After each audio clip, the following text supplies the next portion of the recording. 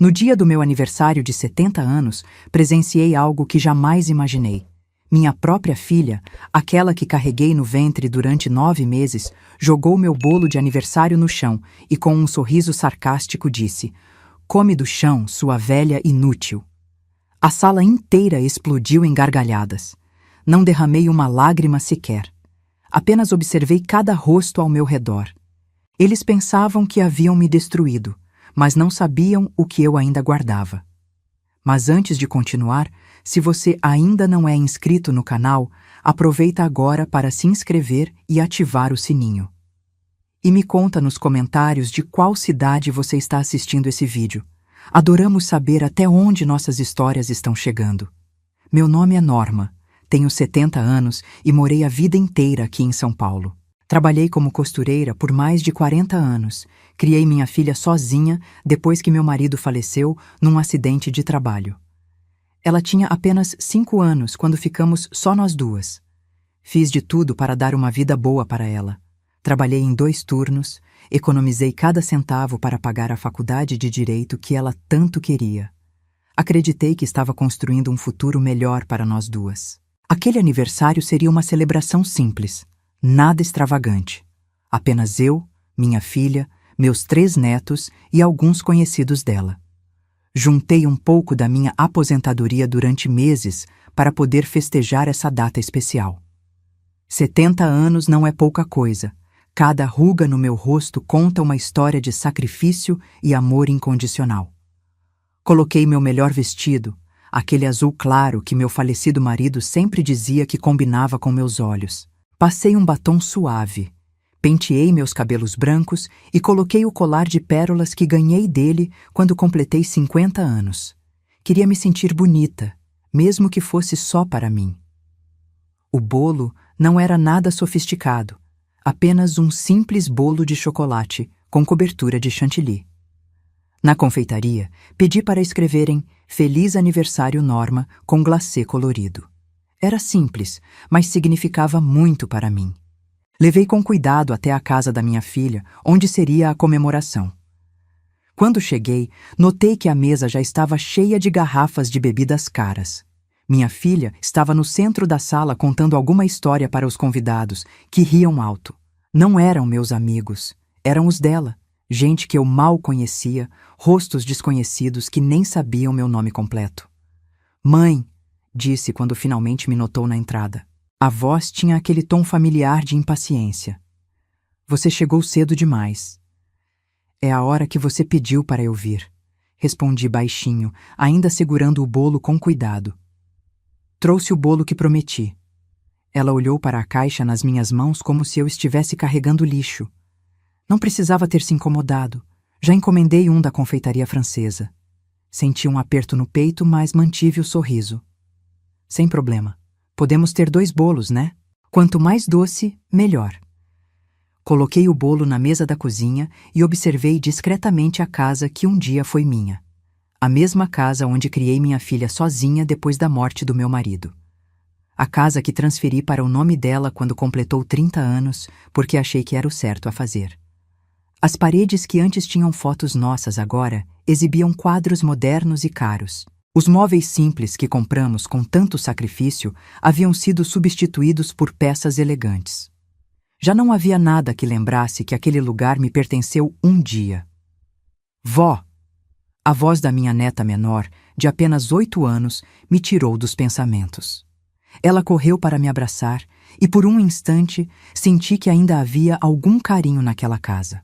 Meus outros 2 netos, Davi de 12 anos e Tiago de 15, apenas acenaram de longe, mais preocupados com os celulares nas mãos. "Sofia, não corre dentro de casa", repreendeu minha filha, servindo-se de uma taça de vinho. "E não amassa a roupa da avó, deve ser a única que ela tem." A pequena se afastou, olhando confusa para a mãe. Mantive o sorriso, tentando não mostrar o quanto aquelas palavras doeram. A tarde passou devagar. Sentei num canto da sala, observando como minha própria festa de aniversário acontecia sem mim. Ninguém me ofereceu uma bebida, ninguém sentou ao meu lado para conversar. Era como se eu fosse invisível na minha própria celebração. Quando chegou a hora de cantar os parabéns, minha filha trouxe um bolo elegante, decorado com flores de açúcar e velas douradas. "Feliz aniversário, mãe", disse com um sorriso que não chegava aos olhos. O bolo que eu trouxe continuou esquecido na cozinha. Depois dos parabéns e dos aplausos forçados, minha filha começou a distribuir fatias do bolo elegante. Foi quando um dos convidados, já visivelmente alterado pela bebida, perguntou: "E aquele outro bolo, não vamos comer também?" Um silêncio incômodo invadiu o ambiente. Todos os olhares se voltaram para minha filha, que parecia irritada com a menção. "Ah, aquela coisa!" Ela foi até a cozinha e voltou carregando o meu humilde bolo. Minha mãe insistiu em trazer, mas olhem só, parece algo que uma criança de 5 anos faria na escola. Risadas nervosas ecoaram na sala. Senti meu rosto queimar, mas mantive a compostura. 70 anos me ensinaram a engolir o orgulho quando necessário. "Comprei com carinho", disse em voz baixa. "Pensei que podíamos compartilhar." Minha filha me encarou, seus olhos frios e distantes. Naquele momento, não reconheci a menina que um dia embalei nos meus braços. "Carinho? Você acha que isso é um presente digno? Um bolinho barato para compensar anos de ausência?" "Ausência? Trabalhei em 2 turnos para te sustentar depois que seu pai morreu. Nunca faltei quando você precisou", respondi, sentindo a garganta apertar. "E agora quer o quê? Uma medalha?" Ela riu, olhando para os convidados como se buscasse aprovação. "Olhem isso, gente. Minha mãe acha que um bolo de padaria compensa não ter me dado a vida que eu merecia." Antes que eu pudesse responder, minha filha fez algo que jamais vou esquecer. Pegou o bolo com as 2 mãos e jogou no chão, bem aos meus pés. O impacto espalhou pedaços de chocolate e chantilly pelo chão de madeira que um dia eu mesma tinha polido com tanto cuidado. "Se você gosta tanto desse bolo barato, por que não come do chão? É o que você merece, velha inútil." A sala explodiu em gargalhadas. Alguns convidados pareciam envergonhados, mas ninguém me defendeu. Ninguém se levantou para dizer que aquilo era cruel demais. Meus próprios netos, para quem dei tantos presentes e carinho, riram timidamente seguindo o exemplo da mãe. Olhei para o bolo espalhado aos meus pés. "Norma", escrito em glacê, agora estava deformado no chão. Por um segundo, tudo congelou. Cada rosto, cada sorriso, cada olhar de desprezo ficou gravado na minha memória como uma fotografia que jamais se apagaria. Eu poderia ter chorado, poderia ter gritado, poderia ter feito um escândalo e saído batendo a porta. Mas 70 anos de vida me ensinaram que a verdadeira força está no silêncio, na capacidade de observar, absorver e esperar o momento certo. Simplesmente me levantei, sacudi os poucos pedaços de bolo que haviam respingado no meu vestido e olhei nos olhos da minha filha. Não disse uma palavra. Não era necessário. Tudo o que eu tinha para dizer seria feito com ações, não com palavras. Saí da casa devagar, com a cabeça erguida. O ar da noite estava fresco, quase como se tentasse apagar o calor da humilhação que ainda ardia nas minhas bochechas. Enquanto caminhava para casa, pensava em tudo o que havia sacrificado por minha filha. As noites sem dormir quando ela estava doente, os 3 empregos que mantive para pagar a faculdade de Direito, a casa que construí com tanto esforço e que coloquei no nome dela. Eles pensavam que haviam dobrado uma velha, mas não sabiam que quando se vive 70 anos neste mundo, aprende-se que a paciência é a mais poderosa das virtudes, e que às vezes a justiça é um prato que se saboreia frio, muito frio. Ao entrar no meu pequeno apartamento, aquele para onde me mudei depois de dar minha casa para ela, não acendi as luzes. Sentei no escuro, sentindo cada batida do meu coração se acalmar devagar. Não derramei uma lágrima sequer. Não havia motivo para chorar. Havia apenas a certeza do que precisava ser feito. Peguei o telefone e disquei um número que raramente usava. "Doutor Sérgio, aqui é a Norma. Preciso marcar uma consulta para amanhã." "Sim, é urgente. Tem algumas mudanças legais que preciso fazer." Quando desliguei, senti algo despertar dentro de mim. Algo que havia permanecido adormecido durante anos, sufocado pelo amor incondicional de mãe. Agora esse amor tinha limites, e minha filha acabara de cruzá-los. Na manhã seguinte, acordei com uma clareza mental que não sentia há anos. O sol que entrava pela janela não conseguia aquecer o frio que havia se instalado no meu peito. Não era raiva, era determinação. Me vesti com cuidado, escolhendo uma roupa formal que raramente usava. Peguei a pasta com todos os documentos importantes que guardava há anos e saí. O escritório do Dr. Sérgio ficava no centro da cidade. Ele era advogado da nossa família há décadas, desde quando meu marido ainda era vivo. Dona Norma me recebeu o Dr. Sérgio com um sorriso amável. Estava mais velho, assim como eu, mas seus olhos ainda tinham aquela sagacidade que sempre admirei. Sua ligação me preocupou. O que aconteceu? Sentei na cadeira em frente à mesa dele e coloquei a pasta sobre ela. Preciso fazer algumas mudanças nos documentos da casa e no meu testamento. Ele me olhou com curiosidade, mas sem julgar. Tem certeza? Da última vez que conversamos, você estava decidida a deixar tudo para sua filha e netos. As pessoas mudam, doutor. Ou melhor, revelam quem realmente são. Abri a pasta e comecei a mostrar os documentos. A escritura da casa que havia transferido para minha filha 10 anos atrás, mas que continha uma cláusula que poucos advogados incluiriam. Eu mantinha o direito de revogar a transferência se considerasse necessário. Os documentos da pequena empresa de costura que iniciei e que agora minha filha administrava, mas cujas ações majoritárias continuavam em meu nome. A conta de poupança, onde depositei cada centavo economizado durante minha vida e da qual minha filha tinha procuração para usar em caso de necessidade. Quero que tudo volte para mim, disse com firmeza. A casa, o controle da empresa, a procuração da conta, e quero mudar meu testamento. O Dr. Sérgio ajustou os óculos e examinou os papéis com atenção. Norma, essa é uma decisão séria.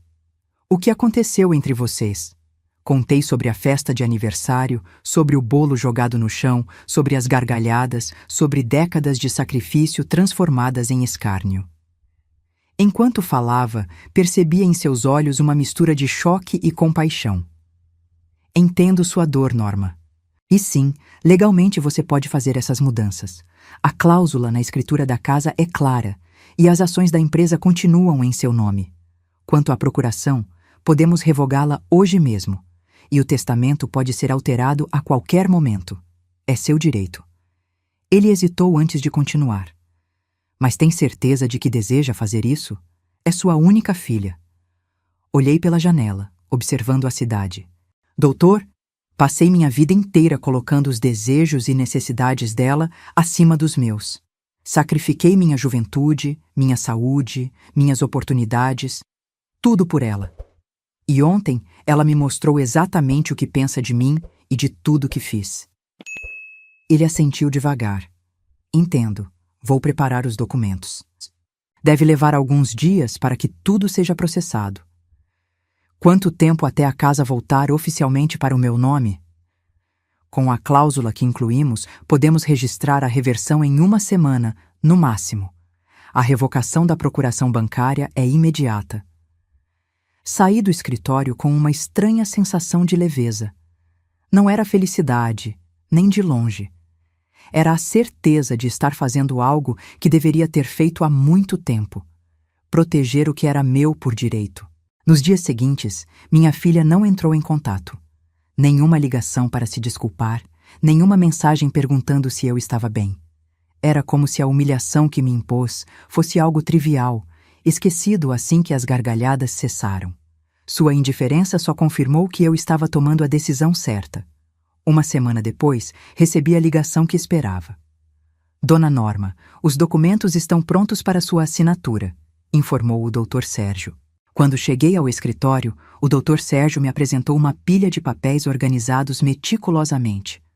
Cada um representava um pedaço do meu passado que eu estava reclamando de volta. Assinei cada documento com mãos firmes, sem hesitar. Quando ela será notificada? Perguntei depois de assinar o último papel. Os avisos serão enviados amanhã. A reversão da escritura da casa será registrada no cartório até o final da semana. Quanto à empresa, como as ações sempre estiveram em seu nome, você pode assumir o controle imediatamente. Naquela noite dormi profundamente pela primeira vez desde o incidente do bolo. Não sonhei com vingança ou represálias, sonhei com justiça. O primeiro sinal de que algo havia mudado chegou 3 dias depois. Meu telefone tocou insistentemente durante a manhã. Era minha filha. Mãe, que história é essa? Recebi um aviso do cartório sobre a casa. Mantive a voz calma, quase como se estivéssemos discutindo o clima. Sim, estou retomando o que é meu. O quê? Você não pode fazer isso. A casa está no meu nome há anos. Leia a escritura com atenção, principalmente as cláusulas em letras miúdas que você nunca se deu ao trabalho de verificar. Houve um silêncio do outro lado da linha, seguido pelo som de papéis sendo revirados. Isso é algum tipo de vingança? Sua voz tremia agora, entre raiva e incredulidade. Não, filha, é justiça. Assim como você achou justo me humilhar na frente de todos, eu acho justo recuperar o que construí com tanto sacrifício. Você não pode me fazer isso. Onde eu vou morar? Onde as crianças vão morar? A mesma pergunta que não te importou quando mandou eu comer bolo do chão. Fiz uma pausa antes de continuar. Você tem 30 dias para desocupar o imóvel. Mãe, você enlouqueceu? É por causa daquela festa idiota? Foi só uma brincadeira. Brincadeira? Minha voz permaneceu tranquila, mas fria como aço.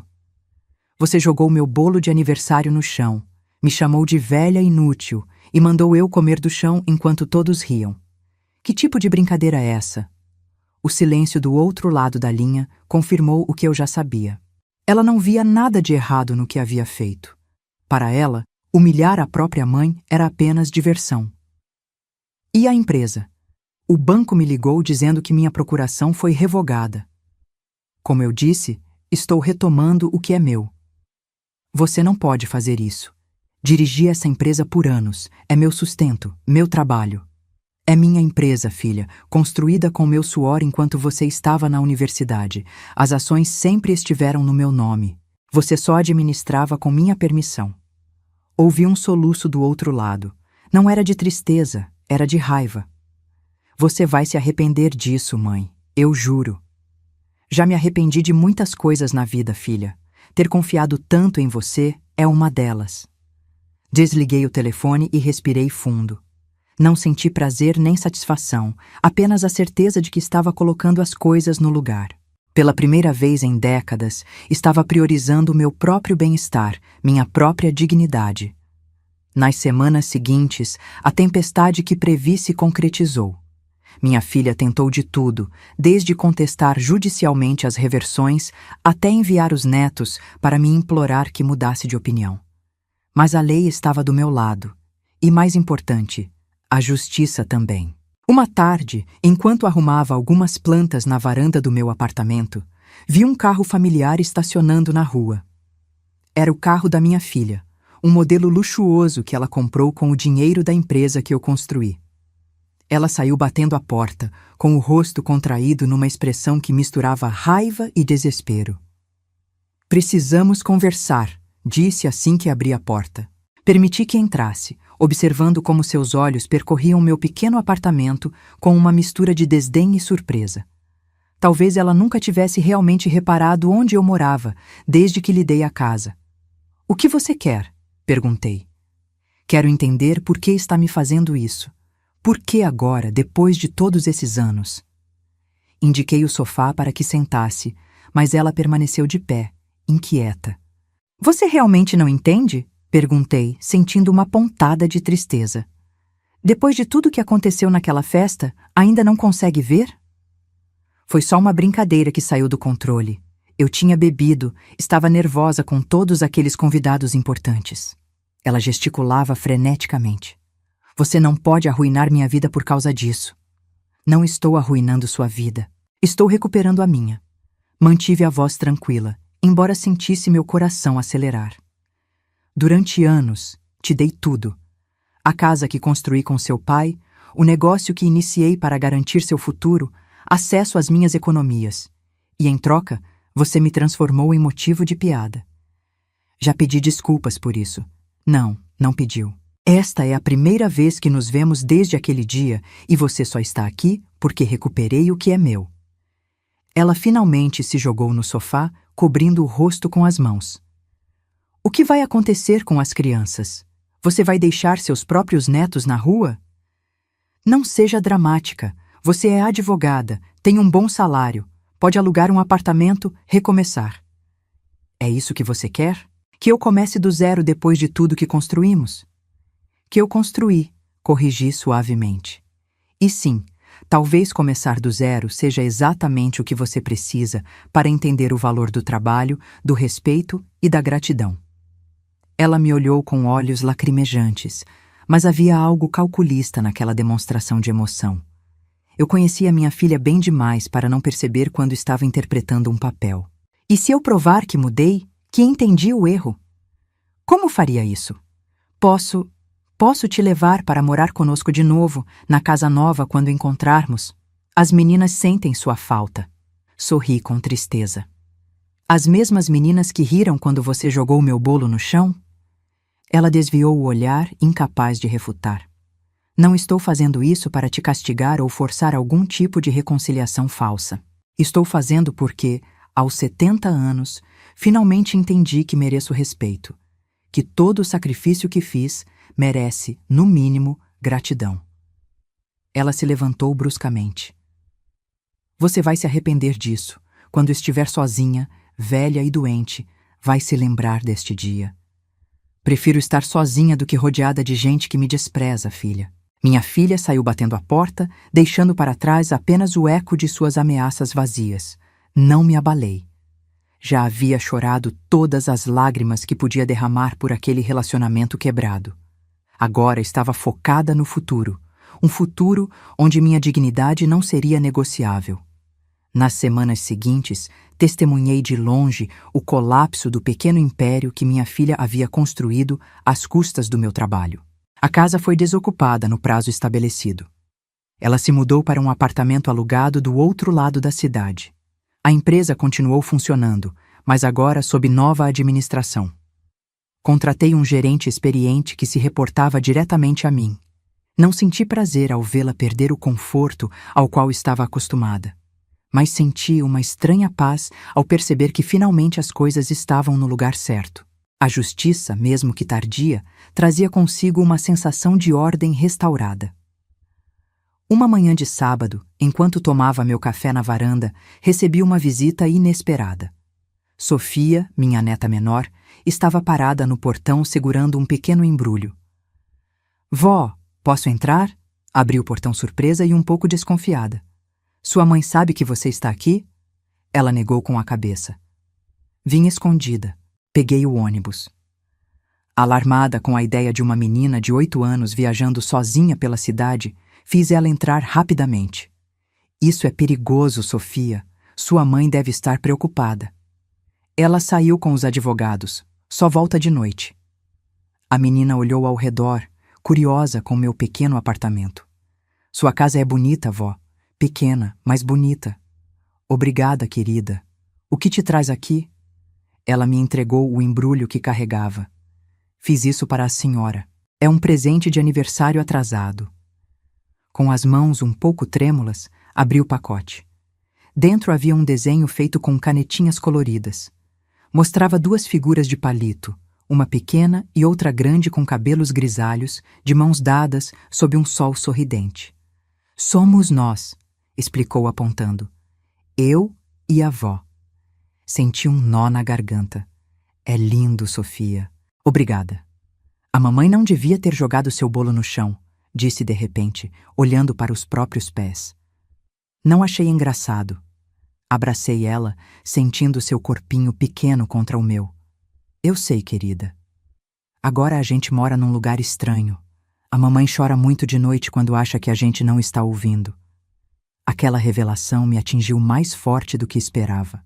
Apesar de tudo, minha filha continuava sendo minha filha, A mesma menina que um dia corria para meus braços quando se machucava. As coisas vão melhorar, Sofia. Sua mãe é uma mulher forte e inteligente. Ela vai encontrar um caminho. A senhora ainda está brava com ela? Pensei por um momento antes de responder. Não estou brava. Estou decepcionada. Tem diferença.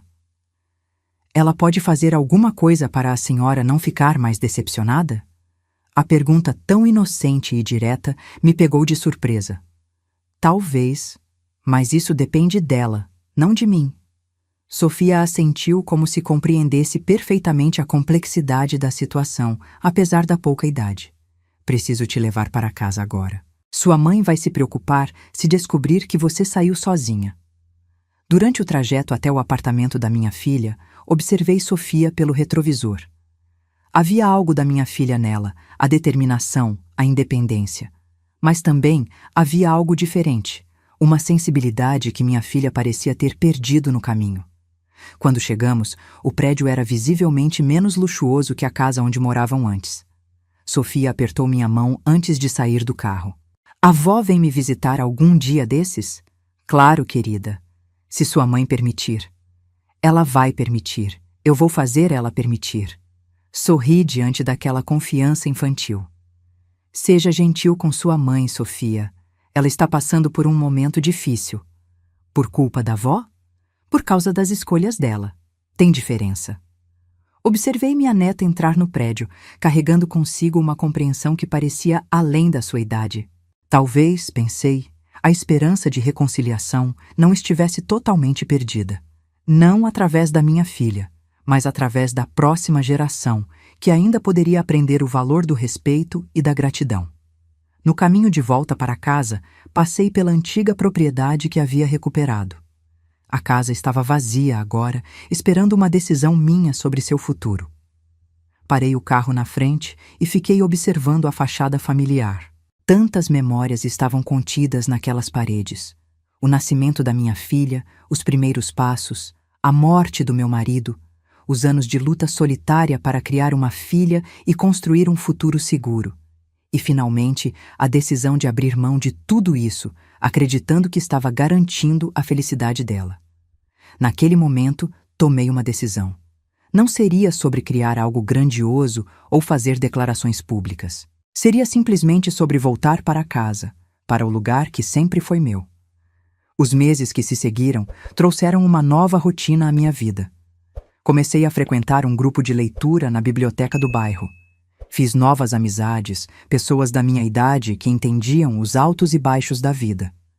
Mas a casa recuperada permaneceu vazia por um tempo, enquanto eu considerava quando seria o momento certo de voltar. Uma tarde de domingo, alguns meses após o incidente do bolo, recebi outro visitante inesperado. Era Davi, meu neto do meio, agora com 12 anos. Estava parado no portão, segurando uma bicicleta velha, olhando para minha casa com uma mistura de nervosismo e determinação. Davi, chamei surpresa ao vê-lo. Aconteceu alguma coisa? Não, vó. Ele apoiou a bicicleta na cerca e se aproximou. Só queria ver a senhora. Abri o portão e deixei Davi entrar. Ao contrário de Sofia, que era pura energia e sorrisos, Davi sempre foi mais reservado, pensativo. Me lembrava muito o meu falecido marido nesse aspecto. Como está indo na escola nova? Perguntei, tentando quebrar o silêncio. Diferente, sabe? Menos luxuosa, mas os professores são legais. Ele fez uma pausa, como se estivesse reunindo coragem. A mamãe também está diferente. Mais presente, acho. Agora ela cozinha, sabia? Nunca tinha feito isso antes. E ela mesma leva a gente para a escola. Não tem mais motorista. Essa informação me surpreendeu. Minha filha sempre detestou tarefas domésticas, especialmente cozinhar. E isso é bom ou ruim? Perguntei genuinamente curiosa. É estranho, mas acho que é bom. Davi olhou para as próprias mãos, hesitando. Ela chora muito de noite. Acha que a gente não percebe, mas as paredes do apartamento são finas. Senti uma pontada no peito. Lamento ouvir isso. Não é sua culpa, vó. Ele me olhou com uma maturidade surpreendente para a idade. A mamãe diz que é, mas eu vi o que ela fez naquela festa. Foi horrível. Às vezes as pessoas cometem erros, Davi. Todos nós cometemos. Mas jogar o bolo da avó no chão não foi um erro. Foi de propósito. Ele parecia indignado só de lembrar. Nunca vi ninguém tratar a própria mãe daquele jeito. Não soube como responder. Uma parte de mim queria defender minha filha, dizer que ela não era uma pessoa má, apenas estava perdida nas próprias frustrações. Outra parte reconhecia a verdade nas palavras de Davi. Por que você veio me ver hoje, Davi? Ele respirou fundo. Queria saber se a senhora ainda é minha avó. A pergunta me pegou desprevenida. Claro que sou, querido. Isso nunca vai mudar. Mesmo depois do que a mamãe fez? Mesmo depois de a senhora ter tirado tudo dela? Davi, o que aconteceu entre sua mãe e eu é complicado. Mas vocês, meus netos, nunca tiveram nada a ver com isso. Eu ainda amo vocês e sempre vou amar. Ele pareceu relaxar um pouco. A mamãe disse que a senhora nos abandonou, que não se importa mais com a gente. E você acreditou? Ele negou com a cabeça. Por isso vim ver com meus próprios olhos. Sentei ao lado dele no sofá e segurei suas mãos. Estavam maiores do que eu lembrava, os dedos começando a perder aquela aparência infantil. Davi, quero que você entenda uma coisa. Às vezes os adultos cometem erros graves entre si. Às vezes é necessário estabelecer limites, mesmo com as pessoas que amamos. O que fiz não foi para machucar sua mãe ou vocês. Foi para restaurar algo que estava quebrado há muito tempo. Minha dignidade. O que é dignidade? É o valor que damos a nós mesmos. É saber que merecemos respeito, não importa a nossa idade ou situação. Ele assentiu lentamente. Como quando o professor de educação física me chamou de fracote na frente da turma e a senhora disse que eu devia exigir respeito. Exatamente. Sorri, surpresa por ele lembrar daquele conselho. Ninguém deve permitir que tratem ele como se não tivesse valor. Nem mesmo a própria filha? Perguntou com os olhos fixos nos meus. Nem mesmo a própria filha, confirmei suavemente. Ficamos em silêncio por alguns instantes, cada um absorvendo o peso daquela conversa. Então ele olhou pela janela e notou o sol começando a se pôr. Preciso ir. A mamãe vai se preocupar se eu chegar depois de escurecer. Me ofereci para levá-lo de carro, mas ele recusou, insistindo que a bicicleta era mais rápida pelos atalhos que conhecia. Antes de sair, me deu um abraço forte, o tipo de abraço que parecia querer compensar todos os meses de ausência. Posso voltar outro dia? Sempre que quiser, Davi. Minha porta estará aberta. Observei ele pedalar pela rua até desaparecer na esquina, sentindo uma mistura de tristeza e esperança. Naquela noite, tomei uma decisão definitiva. A casa que recuperei não seria vendida nem transformada em outra coisa. Eu simplesmente voltaria a morar nela. Era minha casa, construída com meu suor, cheia das minhas memórias. Era hora de voltar para casa. Nas semanas seguintes, comecei a preparar a mudança. Contratei uma equipe para fazer uma limpeza profunda e alguns pequenos reparos necessários. A casa havia sido bem cuidada, mas precisava de alguns ajustes. Pintei as paredes com cores mais claras, troquei algumas cortinas, arrumei o jardim que estava um pouco abandonado. Aos poucos, fui trazendo meus pertences do apartamento. Cada caixa que desempacotava trazia uma sensação de pertencimento que não sentia há anos. Coloquei de volta as fotos antigas nas paredes, arrumei meus livros nas estantes, organizei a cozinha do jeito que sempre gostei. Quando finalmente me mudei de volta, numa tarde ensolarada de sábado, senti como se um ciclo tivesse se fechado. Não era sobre voltar ao passado, era sobre reclamar meu presente e meu futuro. Algumas semanas depois de instalada na casa, recebi um envelope pelo correio. Dentro havia uma carta escrita à mão. Mãe, soube que a senhora voltou a morar na casa. As crianças me contaram. Sofia me mostrou o desenho que fez para a senhora. Davi me falou sobre a visita que fez sem minha permissão. Até Tiago, que raramente expressa sentimentos, perguntou quando poderia ver a avó de novo. Percebi que enquanto eu perdia tudo, a senhora não estava apenas me punindo. Estava recuperando sua própria vida, sua dignidade. Não estou pedindo perdão nem oferecendo uma desculpa vazia. O que fiz naquela festa foi imperdoável. Só quero que saiba que estou tentando mudar. Não para recuperar o que perdi materialmente, mas para não perder o que realmente importa: o respeito dos meus filhos e talvez algum dia o seu também. Se a senhora permitir, gostaria de levar as crianças para visitá-la num domingo desses. Prometo que será diferente desta vez. Li e reli a carta várias vezes. Não havia o tom habitual de manipulação. Parecia genuíno. Não havia pedidos implícitos, nem tentativas de despertar culpa. Apenas um reconhecimento sincero do erro e um pedido simples de uma chance. Peguei o telefone e disquei o número da minha filha. Ela atendeu no terceiro toque, a voz hesitante. Mãe, recebi sua carta, disse simplesmente. Houve um silêncio do outro lado da linha. Domingo que vem, 14h, tragam as crianças para almoçar. Sério? A voz dela tremeu. A senhora tem certeza? Não vou prometer que tudo voltará a ser como antes, mas podemos tentar um começo novo, um passo de cada vez. Obrigada, mãe. Eu prometo que... Não prometa nada, interrompi suavemente. Apenas apareça e seja sincera. É tudo o que peço. Quando desliguei, senti um peso a menos nos ombros. Não era perdão completo, ainda não.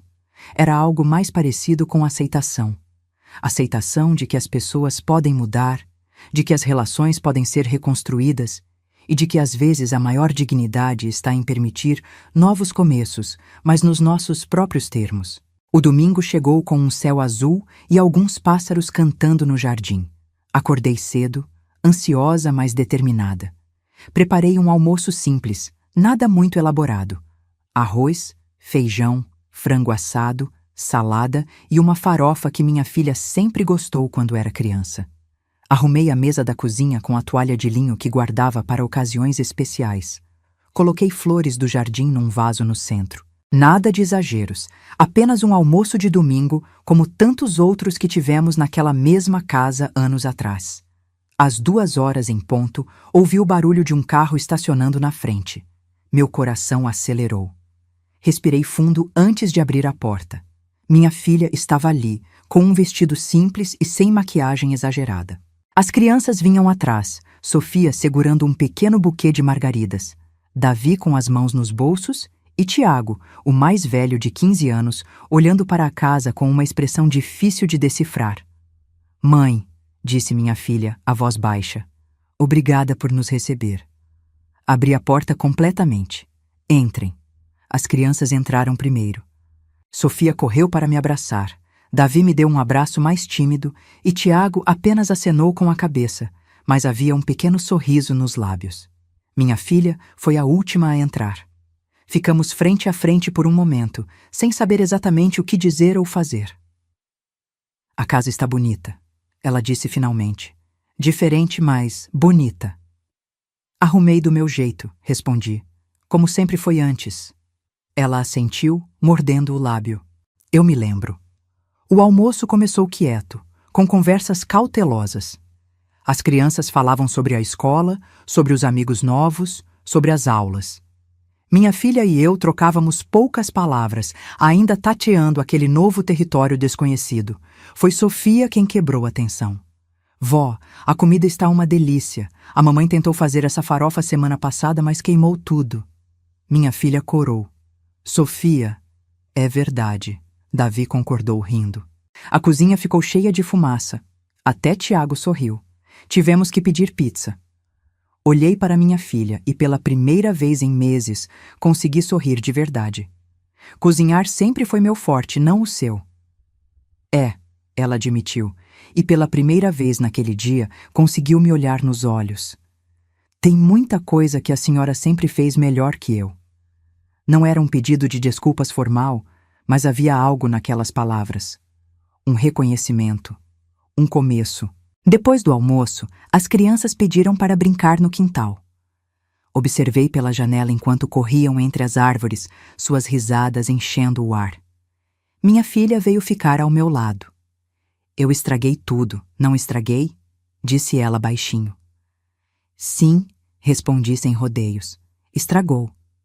Ela engoliu seco, os olhos marejados. Não sei nem por onde começar a consertar. Já começou, disse olhando para ela.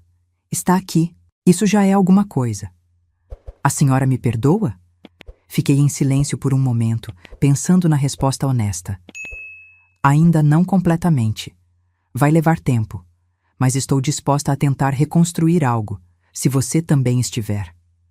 Ela assentiu, as lágrimas finalmente escorrendo. Estou, eu juro que estou. Não a abracei. Ainda não estava pronta para isso, mas coloquei minha mão sobre a dela por um breve instante. Era pouco, mas era o que eu conseguia oferecer naquele momento.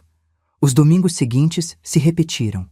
Aos poucos, as conversas foram ficando menos tensas. As crianças traziam vida para a casa, e aquilo me fazia bem. Minha filha começou a me perguntar receitas, a pedir conselhos sobre como lidar com situações do dia a dia. Conversávamos sobre coisas simples, o trânsito, o clima, uma notícia no jornal. Não falávamos sobre o incidente do bolo. Era como uma cicatriz que ambas sabíamos que existia, mas que ainda doía demais para tocar.